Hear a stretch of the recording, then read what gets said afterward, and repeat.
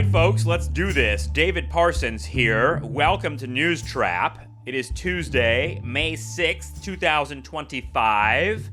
I wasn't even going to record a News Trap episode this week, but the screenshots from Justin Rogers Cooper are so good this morning, so juicy, that I couldn't not share them. I wish everyone on Earth had access to the screenshots that Justin sends our little text chat group every morning for years now, because the cumulative effect of these news shots for me is to give me a view on the world that I think few people actually have. If you want to get access to some of that magic, subscribe to Nostalgia Trap. Link is in the episode description. That's where you will find all of our News Trap updates. But this morning, there's so much to share, so I'm just going to get right into it. I'm going to try to keep my bonehead commentary to a minimum because there is a lot here. But this is just, to me, a view on what's going on in the world that is unparalleled. So let's check this out. Newark Airport in New Jersey.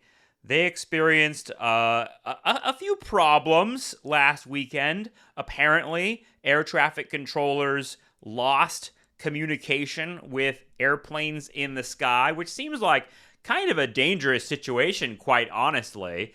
And if you read the details of it, it's just terrifying, actually. Here's a little bit of those details. The FAA uses most of its technology and equipment funding to sustain equipment that in some cases dates to the 1950s, a senior agency official said. Many facilities are connected by copper wire landlines, which are at risk of failing or being shut down before the FAA can replace them with fiber optic connections. Each week, the system suffers about 700 communications outages, according to the senior FAA official. The situation has been, and continues to be unsafe, and it is only a matter of time until a lot of people die, the controller wrote. The equipment is unsafe to use and unusable both communications and radar. The amount of stress we are under is insurmountable. The FAA said it is investigating the Sunday event and that it takes all safety reports seriously and takes necessary action. So there's a lot of angles to this, and if you're a history person, you're probably thinking of like the Patco strike and the deregulation that happened during the Carter and Reagan administrations of the airline industry in the 70s and 80s. But this is a long story. It reminds me of the New York City subways. Just a rotted out fucking system that they have not improved the infrastructure of for a long time. Yet they have made cosmetic changes. If you've flown into Newark Airport, which I have done in the last year, you would know that it looks like Las Vegas in there. What I mean by that, it's like a resort. There are, Shake Shacks and amazing food and shops. It's like a beautiful, glistening mall. It's actually a really easy airport to use, I guess, without these delays. But either way, the idea of the air traffic controllers now having to take trauma leave because they experienced such stress during these events is so fucking disturbing. And it really does seem only a matter of time before there's a major accident. But even beyond just the freaky, there could be a midair collision, which is, in this story, they have incidents where they're like, United 1541, can you hear me? Can you hear me? And the airplanes literally cannot hear the air traffic controllers. So it's just airplanes coming in blind, hundreds of them, and they had to shut down the airport before they had one of those accidents. But beyond that, it's just the perfect symbolic nature of Newark Airport, of our entire society, of kind of the Gilded Age thing, where it's like this beautiful palace, very nice. They've got a Shake Shack, and yet the core of it is absolutely rotten, and that it's a symptom of a completely broken society, honestly. And the way Justin puts it is that profits over people, no other explanation. Capitalism puts efficiency and surplus over lives. So if you have someone that dies in a tragic air accident, it will be the fault of so many layers of this rotted out society. But really, it is a matter of profit over people more than anything. And the illusion of safety that we have when it comes to flying is terrifying. Okay, moving on. Student loans. Now, I have shared before that I am currently in law school. I think in part I'm staying in law school despite it being a miserable experience, and one that I think, just like with other forms of graduate school, who knows if it'll fucking pay off. But I'm partly staying to hide from the regime of student loan collection that the Trump administration is putting into effect right now. Listen to this. There are some 5 million borrowers whose loans are in default, many of whom haven't made regular payments since the pandemic. Millions more are out on the cusp of default, according to the Education Department. Nearly 200,000 defaulted borrowers will begin receiving notices from the Treasury Department Monday, notifying them that benefits and tax refunds could be withheld as soon as a month from now, an Education Department spokesperson said.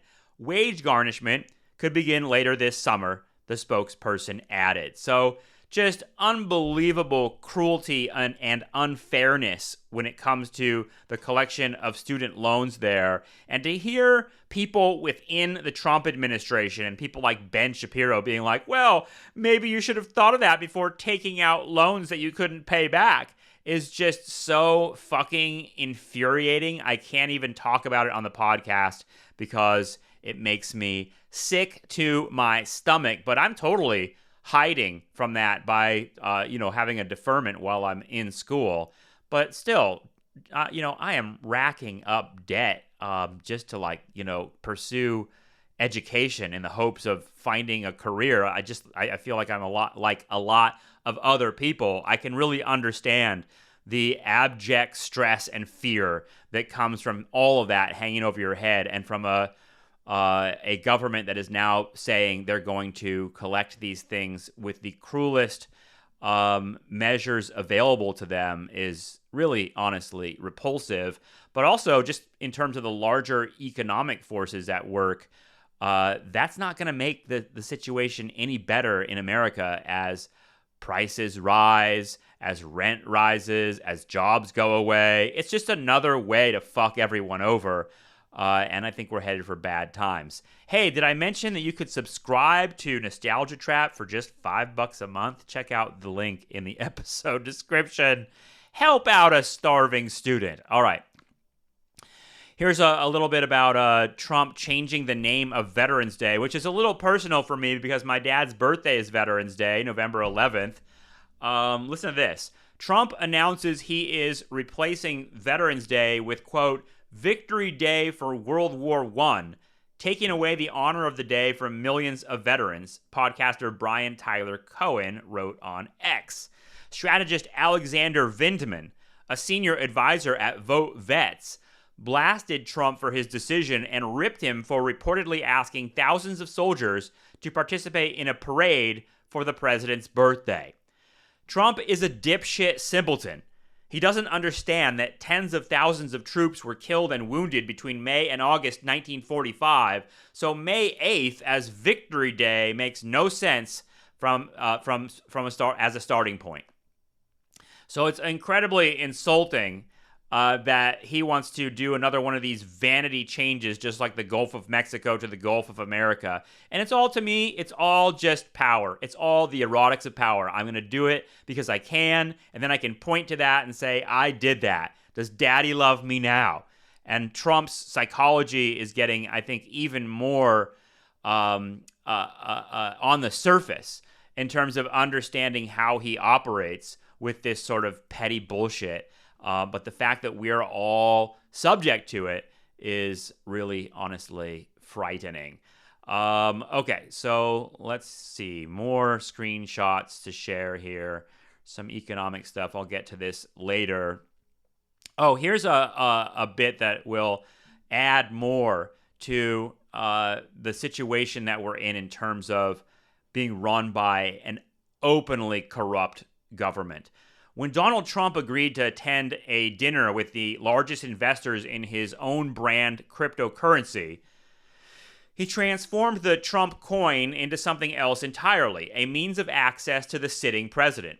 As a consequence, Trump could find himself at odds with constitutional prohibitions of bribery and corruption, experts claim. Trump's dinner announcement on April 23rd instigated a trading frenzy that, on paper, added hundreds of millions of dollars to his net worth. Two subsidiaries of the Trump Organization, a conglomerate owned by the president, control 80% of the total supply of the coin, which shot up in price by almost 60% after the announcement. Those subsidiaries also profit from any surge in trading volume as rent-seeking intermediaries. So this is all blatantly illegal, profiting off of the position of president and using the Bitcoin or the cryptocurrency as a means through which to gather money for access to the president. So here's more on that. The dinner maneuver may have political consequences for Trump in creating the opportunity for anybody with sufficient wealth to purchase an audience. Trump risks falling foul of a part of the U.S. Constitution, the emoluments clauses, that prohibit the president from accepting gifts or financial compensation from foreign and domestic state actors. In a worst-case scenario for the president, the potential for negative optics could add fuel to calls for his impeachment. Trump has built an entire life prodding the border of what a powerful person can get away with, claims Jeff Hauser, executive director at the Revolving Door Project, an organization that seeks to scrutinize the behavior of elected officials.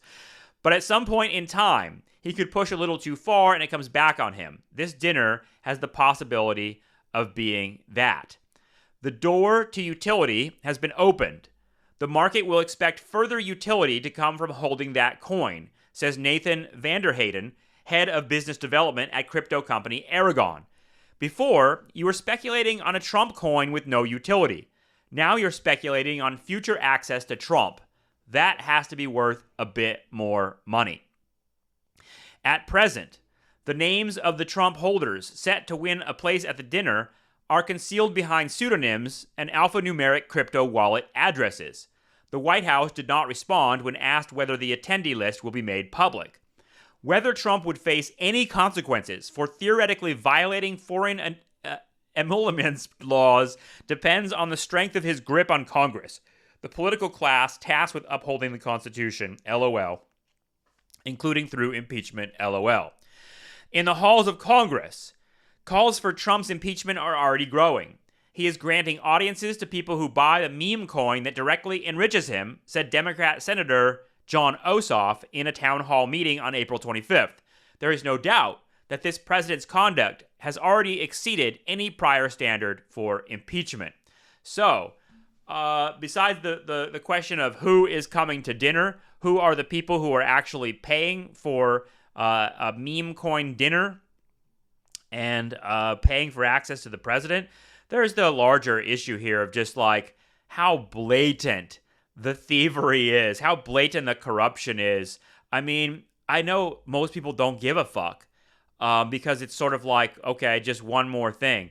But this seems like just another like ugly red line to cross during the Trump years is just how openly he is selling his position as president and making tons of money off of it, and it's fucking depressing. Okay. Here's a little bit more on something we've covered on News Trap for a while in Nostalgia Trap episodes, talking about the sort of sewer of the internet becoming mainstream, and that mainstreaming of the sewer is exactly what leads to Dogecoin and Elon Musk in the White House. Listen to this. Collins, like me, closely followed 4chan's rise in the 2010s from internet backwater to unofficial propaganda organ of the Trump administration. As he sees it, once Elon Musk bought Twitter in 2022, there was really no point to 4chan anymore. Why hide behind anonymity if a billionaire lets you post the same kind of extremist content under your real name and even pays you for it? 4chan's user base just moved into a bigger ballpark and started immediately impacting American life and policy. Twitter became 4chan, then the 4chanified Twitter became the United States government. its usefulness as an ammo dump in the culture war was diminished when they were saying things you would now hear every day on Twitter, then 6 months later out of the mouths of an administration official. So that's something that I experienced, while on Twitter for years, is watching it increasingly blast out extremist content, particularly when Elon Musk took over. But that sentence, that idea that it went from Twitter becoming 4chan and then 4chanified Twitter becoming the United States government, that tracks. That's exactly where we're at. We're at a moment where the ugliest sort of giggling, nihilistic cunts of the internet are in control of the U.S. government, and they're going to destroy everything, cause amazing pain that we haven't even begun to feel yet, and LOL and meme it throughout the entire process because they think it's funny. And that is an unfortunate situation. A cursed situation, maybe even a blurst situation in the parlance of the internet sewer. So here's some more of how tech has destroyed our social compact here. This is a little bit about AI and where that's headed. This is some crazy shit. The kind of confluence of AI and quantum computing. The corporate AI wars may have stolen headlines in recent years, but the quantum arms race has been heating up too, where today's AI pushes the limits of classical computing, the kind that runs on zeros and ones. Quantum technology represents an altogether different form of computing. By harnessing the spooky mechanics of the subatomic world, it can run on zeros, ones, or anything in between. This makes quantum computers pretty terrible at, say, storing data, but potentially very good at, say, finding the recipe for a futuristic new material or your email password. The classical machine is doomed to a life of stepwise calculation. Try one set of ingredients, fail, scrap everything, try again. But quantum computers can explore many potential recipes simultaneously. The exact level of Q-Day chaos will depend on who has access to the first cryptographically relevant quantum computers. If it's the United States, there will be a fierce debate at the highest levels of government, Demchak believes, over whether to release it for scientific purposes or keep it secret and use it for intelligence.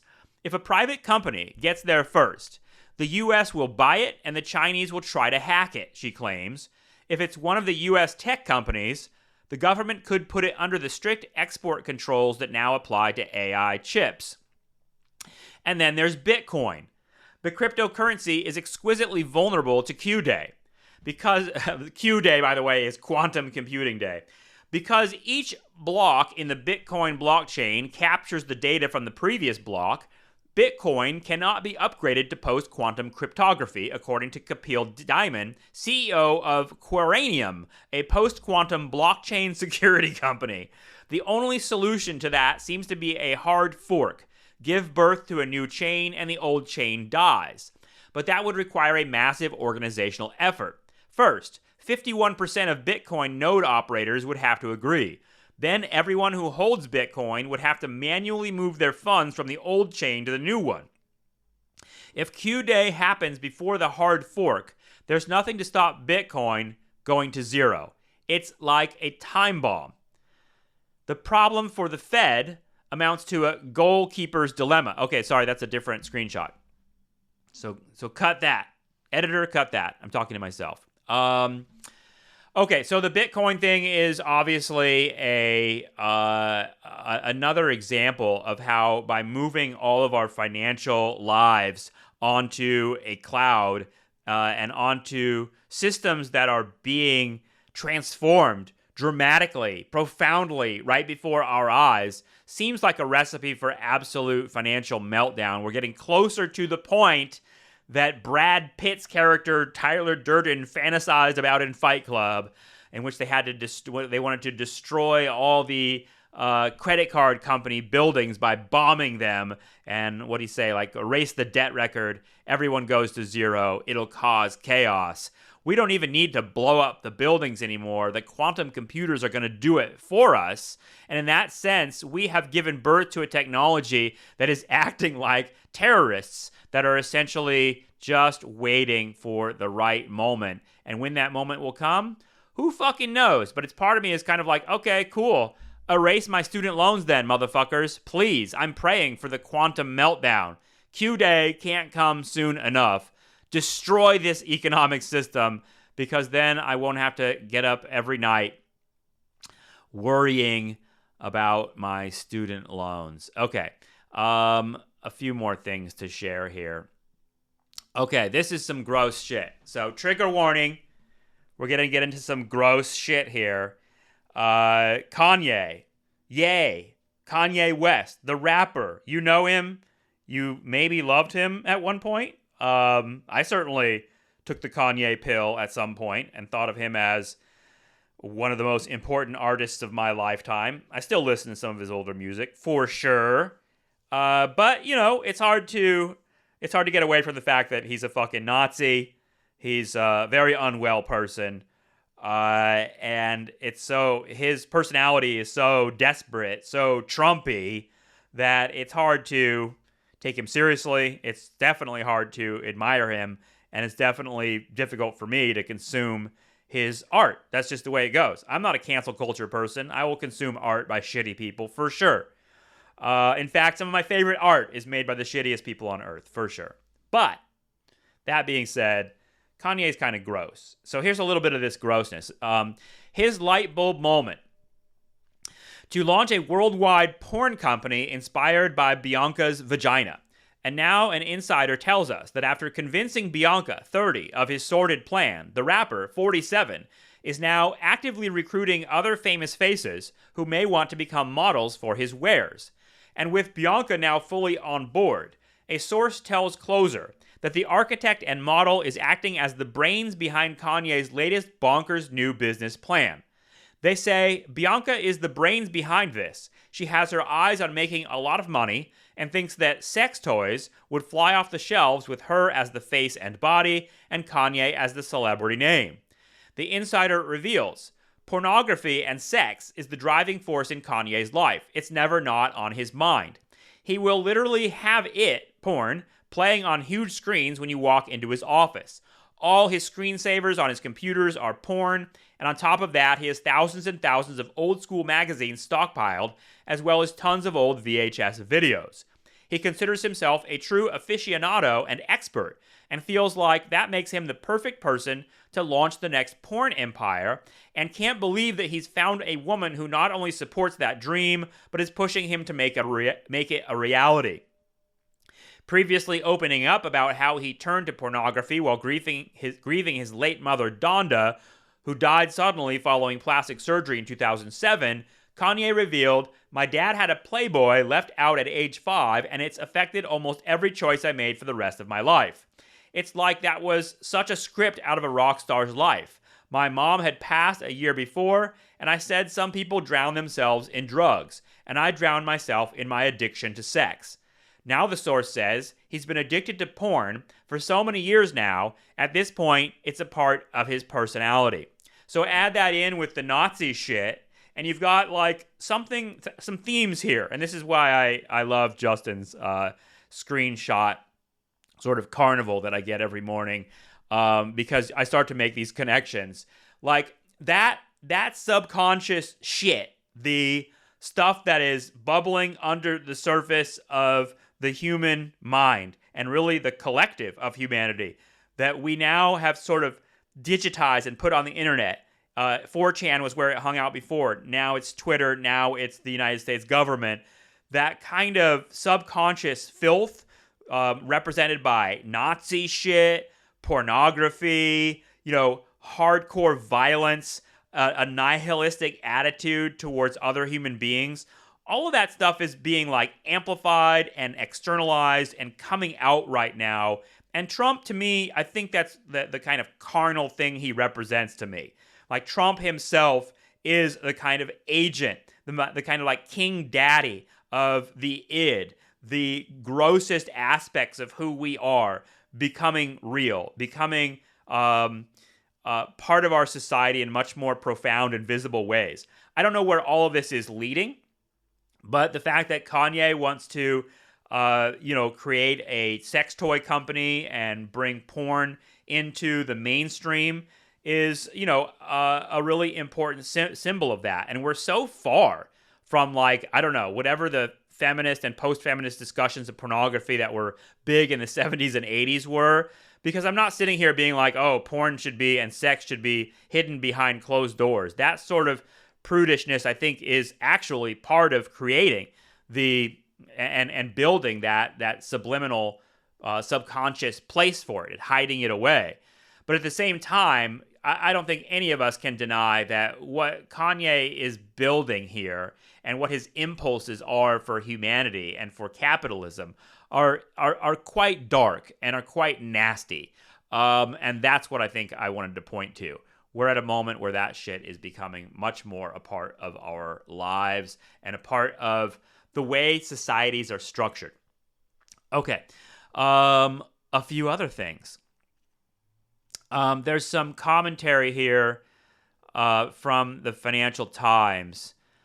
Some comments about from readers of the Financial Times that I thought were relevant to capturing what it feels like to be subjected to leaders like this. Here's a comment from I love the username here, Just Another Man. He says, never before in history has a family of criminals been in total charge of the most powerful and richest country in the world, with all institutions totally subservient to that family, including half the population rooting for that family to loot the country, even as the head of the family destroyed his country. It is so bizarre if it was also not so sad and disgusting. And yeah, I think that's well said, and that's how I feel too. Here's another one that captures the kind of student loan shit. So depressing to think the majority of people will work their fingers to the bone chasing the dream, yet forever remain stuck to the bottom. It's a closed shop. What's the point of graduating in debt when some people literally make millions in a matter of minutes from something that has no inherent value that will peter out once FLOTUS leaves office in a few years? Yeah, I've thought about that a lot. I think I posted something earlier last week. Maybe you saw it, maybe you didn't, of a guy that has a Tesla parked in my gym parking lot with a sort of like Doge LOL license plate. And he actually responded on Reddit and said that he's not celebrating Doge, the Department of Government Efficiency, with his license plate. Instead, he's celebrating the fact that he made lots and lots of money on Dogecoin. So he's a crypto guy. And I said, that doesn't make you any less of a fucking piece of shit to me, honestly. But either way, that notion of like, yeah, why would I fucking work my ass off, graduate in debt into a market that's garbage, while these people are making fucking money hand over fist doing stupid fucking internet shit, and they call me stupid while they're doing it and laugh about it openly, advertising on their license plates on their fucking Teslas. That's the society we live in. You feel like a fucking sucker for working hard, and I think that's part of like what's broken in whatever we call the American system, the American dream, the kind of notion that capitalism does rest on a few important mythologies, one of which really is the idea that if you work hard and contribute, you will be rewarded. Many of us on the left have known that's a bullshit mythology for a long time, but it's there, it's real, it's something you still have to subscribe to, even if you are on the left. I've been like describing myself as a leftist for decades at this point, but I've still fucking pursued jobs and education and careers and money because you don't get a choice. You don't get to just be like, well, I don't believe in money and I don't believe in the capitalist system, so therefore I won't participate. There are people that are super rich that get to be rich leftists, and that's cool for them. God bless them. A few in Brooklyn I'm thinking of right now. But either way, the sort of fraud and lie that is our society is something that, for me, I carrying all of this student loan debt just makes me really sad and angry all the time. And what I have to do always to sustain any level of self-esteem and dignity, I have to sort of try consciously to forget about it and participate in other things that bring me joy. And that's just the way it happens. I do that through podcasting. I do that through playing guitar. I do that through whatever, all the little things that people do. Reading books about history. I mean, honestly, I'm sitting here in this, an increasingly tiny room because I'm surrounded by piles of history books. For me, diving into the story and not only that, but understanding these feelings and structures as recurring throughout time, as not being just a unique situation that I'm in or that we're in, is helpful to me too. But I wonder what your strategy is. How do you deal with things being so fucking depressing? Okay. I'm getting back to a few more screenshots. There's a few more things I want to share before we go. If you're still with me, here's a little bit of Trump and his weird sort of engagement of the meme and idea of demons. A feedback loop of conspiracy theories has formed at every level of American government, according to watchdog groups. Efforts to break the chain are weakening. Misinformation and disinformation researchers have faced years of political pressure, including a decision by the National Science Foundation last month to terminate grants related to research in the field. What other topics are going from shunned to the spotlight? Angelo Carusone, the president of Media Matters, a left-wing advocacy group that monitors misinformation, said he was pretty bullish on demons as the next big one. Mr. Trump referred to, quote, demonic forces on the campaign trail and called Democrats a very demonic party. Days before interviewing both Donald Trump Jr. and Mr. Musk at Mar-a-Lago on Election Day, Tucker Carlson, the former Fox News host, posted a YouTube video claiming he had been attacked in the night by a demon or by something unseen. Dan Bongino, a right-wing pundit and podcaster who is now the deputy director of the FBI, said on his show that demon energy is real. It's no longer an abstraction, it's about straight-up demons, Mr. Carusone said. The fever swamps are all our reality right now.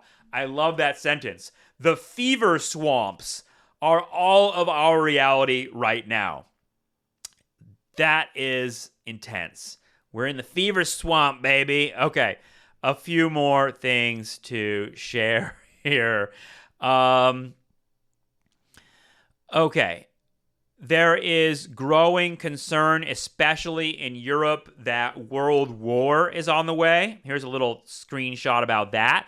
As Europe prepares to mark the 80th anniversary of VE Day, the YouGov polling also showed large majorities felt that events during and before the Second World War were relevant today and must continue to be taught to younger generations.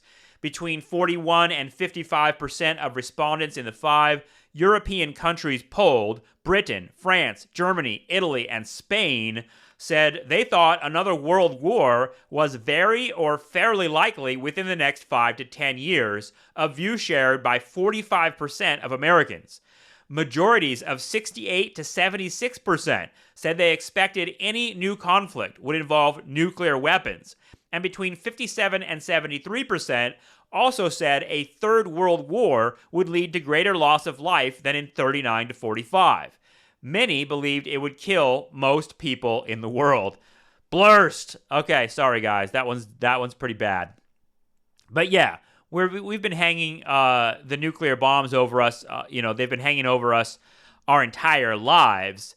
And yet, it seems realer than ever, and I don't think Donald Trump is the only element of that, although having a guy that believes in demons and is sort of basically subjected to the whims of his rotten subconscious is something, having him have access to nuclear weapons and talking about, invading Canada and Greenland should be concerning. Is probably contributing to those polls in Europe and America that are saying, yeah, fuck, we're going to world war, man. And not only are we going to world war, but it will probably be the end of humanity. Why pay your student loans, folks? Fuck everything. And you know what?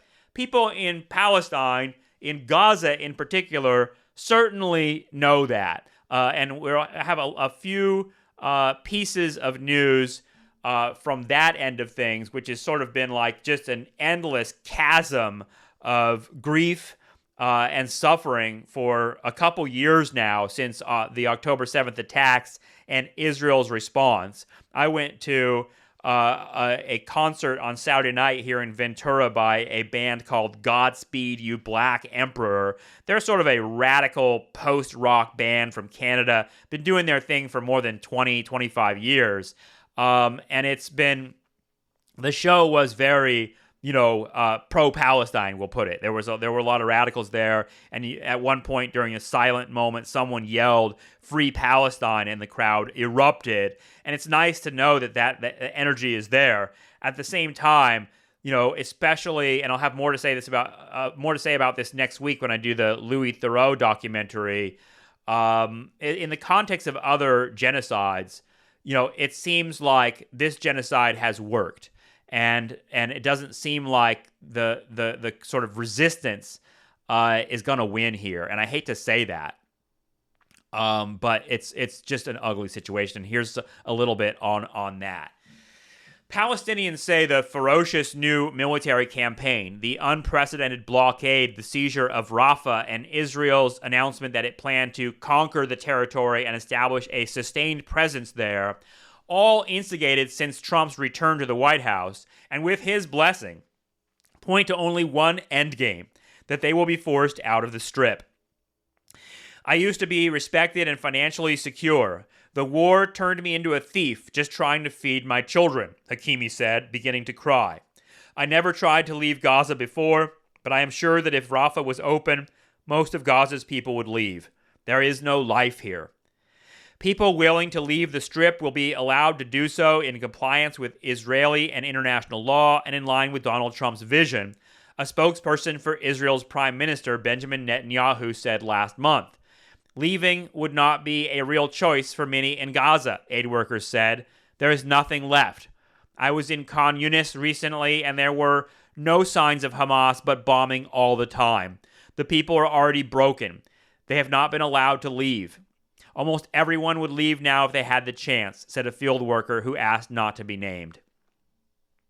Using private contractors has been under consideration for some time. The presence of 2 U.S. security firms that oversaw checkpoints in Gaza during the ceasefire, Safe Reach Solutions and UG Solutions, in recent COGAT meetings with NGOs suggest that shift is underway, although aid agencies are still in the dark about when and what it will mean. We are the last independent actors in Gaza, the last international witnesses to what happens, said a senior aid official, critical of Israel's recent tightening of visa and registration rules for humanitarian organizations. If we are gone, then that's it. Israel can do whatever it wants. The Times of Israel reported last week that COGAT estimates it will need to allow aid into the Strip again within the next few weeks to avoid what it described as a major humanitarian crisis. But there is no exact timeline for when the new system will become operational. In the meantime, the clock is ticking for the people of Gaza. I never thought I would leave in my life, but there is no horizon here anymore. No future, nothing, said Hakimi. Every day is worse than the one before. So that tracks with the way that the United States government and settlers in Texas finished off the genocide against Native Americans in the 1870s, which is sort of like pull the society out from under them. We all know about the story of killing all of the buffalo, which was not only the main food supply of those tribes, but the sort of lifeblood of their cultures. Once they made it impossible for them to live there, they forced them into reservations or killed them all.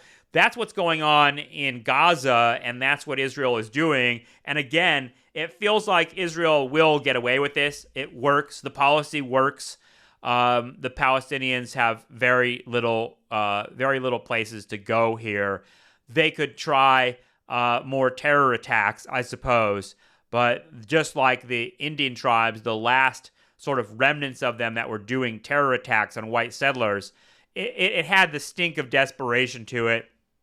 It was actually just sad, and it just gave further justification to the final endgame there, which was to wrap up the genocide and eliminate the people from that land. And that's what's happening in Israel.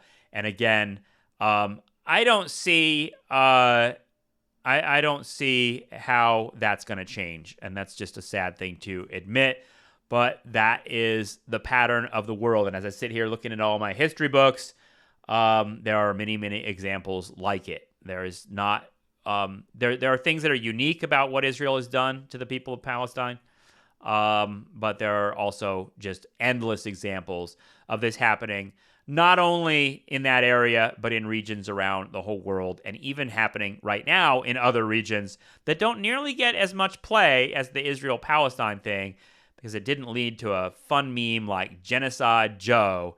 I'm not going to relitigate the American election. Who you voted for, God bless you. But fuck, man, the idea that Trump was going to be any better with this policy with regard to Israel is a joke. Okay. A couple other things before we go. The idea that the culture war around men and women is something that's played out on the internet is another part of that kind of subliminal, libidinal urges coming into the forefront of the world experience through the internet. Here's a little bit on that. In the same way that the manosphere has used male-oriented sports and fitness content as a gateway into far-right politics, some are seeing this new celebrity focus as a way to draw women down the same path and calling it the womanosphere, taking to heart Andrew Breitbart's famous dictum that politics is downstream from culture. The right's goal has long been to take back the culture, as self-tagged conservative influencer Abby Shapiro, sister of right-wing commentator Ben Shapiro, proclaimed in a 2020 YouTube video titled "Conservative Women, It's Our Time." So you're getting a little bit of that through the Johnny Depp Amber Heard trial a few years ago, but now we're getting ready for the Blake Lively Justin Baldoni trial. If you don't know anything about this, consider yourself lucky, but these two had a fight during the making of a movie, and it's unclear exactly what happened, but what is clear is that a lot of public opinion is being shaped by weird internet shit. Listen to this. Data experts found that much of Depp's social media support was, quote, inorganic, spread by accounts that were suspiciously coordinated, prolific, recently activated, and or single-minded in their focus on Depp, Heard, and nothing else. And an in-depth investigation by Tortoise Media suggested most of the anti-Heard activity was almost certainly manufactured and pointed fingers at hired troll farms in the Middle East. A similar picture is emerging with Lively Baldoni, says Zhuhan Chen, founder of social media data analysts Information Tracer. Chen helped investigate the Depp Heard online activity and has been looking at Lively Baldoni. In his analysis of the top 500 tweets on the subject, he found that support is overwhelmingly pro-Baldoni, sharing hashtags like Blake Lively is a liar and Justice for Justin Baldoni by a ratio of 1 to 150 to 1 to 300, depending on which metric you use. Judging by the age of the accounts and the number of times they've posted, I would estimate more than 80% of pro-Justin Baldoni posts are inorganic. While privileged white women like Lively and Heard might not be the ideal torchbearers for all victims of abuse, in this context, they are painted as avatars for modern feminism and leftist overreach, all the better to contrast them with a more traditionalist conservative ideal of femininity. The idea of some women being seen as manipulative and lying, and other women being seen as virtuous and responding to a higher calling of motherhood and family and husband, seems to characterize some of the gender cultural dynamics at play right now. This demarcation of ideal femininity, at least in the US, is rooted in a very particular reactionary authoritarian politics. Nobody really knows who is telling the truth in the Lively Baldoni saga.